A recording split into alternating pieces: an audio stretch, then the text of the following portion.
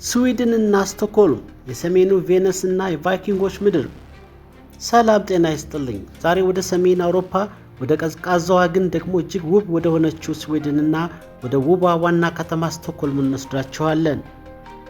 ስዊድን በሰሜን አውሮፓ የምትገኝ በስካንዲኔቪያን አገሮች ውስጥ በትልቅነቷ ቀዳሚ የሆነች ሀገር ናት።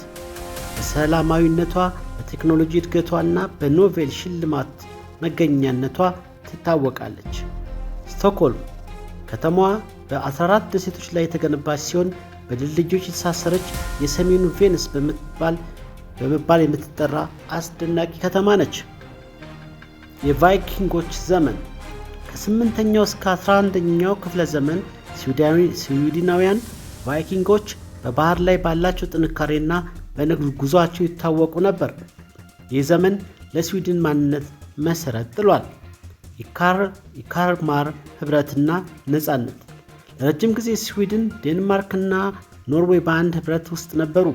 ነገር ግን በ1523 ጉስታቭ ቫሳ የተባለው መሪ ስዊድንን ነፃ አውጥቶ ዘመናዊቷን ሀገር መሰረተ። ስዊድን ባለፉት 200 ዓመታት ውስጥ በምንም አይነት ጦርነት ውስጥ አልገባችም። በሁለተኛው የዓለም ጦርነት ወቅት እንኳ ገለልተኛ በመሆኗ ታሪካዊ ህንፃዎቹ ሳይፈራርሱ ለዛሬው ትውልድ ደርሰዋል። በአንድ ወቅት ድሃ የነበረች ስዊድን በአሁኑ ወቅት እንደ አይኪያ፣ ቮልቮ፣ ስፖቲፋይ እና ኤሪክሰን ያሉ ግዙፍ ኩባንያዎች መገኛ የሆነች የበለጸገች ሀገር ሆናለች። ስቶክሆልም የታሪክና የዘመናዊ ውህደት አመሰራረቷ።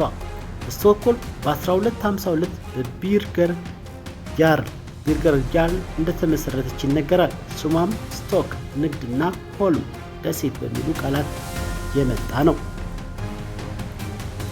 ጋምላ ሳታን። ይህ የስቶክሆልም አሮጌ ከተማ ነው። ጠባብና በድንጋይ የተነጠፉ መንገዶች፣ ባለቀለም ጥንታዊ ህንፃዎችና የንጉሳዊ ቤተ መንግስት የሚገኝበት አስማታዊ ቦታ ነው። የቫሳ ሙዚየም በ1628 ለመጀመሪያ ጊዜ ጉዞ ስትጀምር ሰጥማ የነበረችው ከ333 ዓመታት በኋላ ከባህር የወጣችው ግዙፍ የጦር መርከብ የምትገኝበት ሲሆን በዓለም ላይ በብዛት የሚጎበኙ ቦታዎች አንዱ ነው። የኖቤል ሽልማት ማዕከል ስቶክሆልም በየዓመቱ ታላላቅ የሳይንቲስቶችና ደራሲያን የክብር መድረክ ናት። የኖቤል ሙዚየም በዚሁ ከተማ ይገኛል። የስዊድን ልዩ ባህሎች። ፊካ። ስዊድናውያን ከስራ እረፍት ወስደው ቡናና ኬክ ሲናመን በንስ የሚመገቡ ፊካ የተባለ ጠንካራ ባህል አላቸው። ይህን ለማህበራዊ ግንኙነት ትልቅ ቦታ የሚሰጥበት ጊዜ ነው።